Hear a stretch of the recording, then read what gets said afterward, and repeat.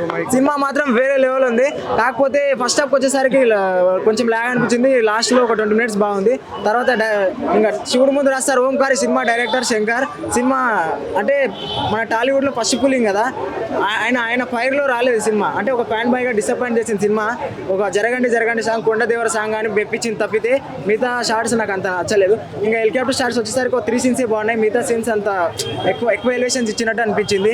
తర్వాత రామ్ చరణ్ యాక్టింగ్, ఇంకా రంగస్థలంలో ఉన్న యాక్టింగ్ దీంట్లో నాకు అంత అనిపించలేదు. అప్పనకి యాక్టర్ అయితే ఇరగదీశాడని చెప్పుకోవచ్చు సినిమాలో.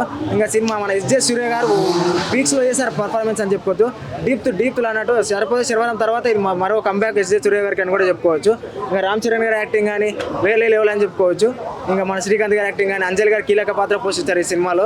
ఇంకా మరి నవీన్ చంద్ర గారు, ప్రతి ఒక్కరికి యాక్టరేషన్ బాగుంది భయ. కాకపోతే సినిమా స్టోరీ నాకు అంత అట్రాక్ట్ చేయలేకపోయింది. మరి డిసప్పాయింట్ అనిపించి కొంచెం రొటీన్ అనిపించింది. మరి ఇప్పుడు పెట్టిన పెట్టుబడికి కలెక్ట్ అవుతుందా?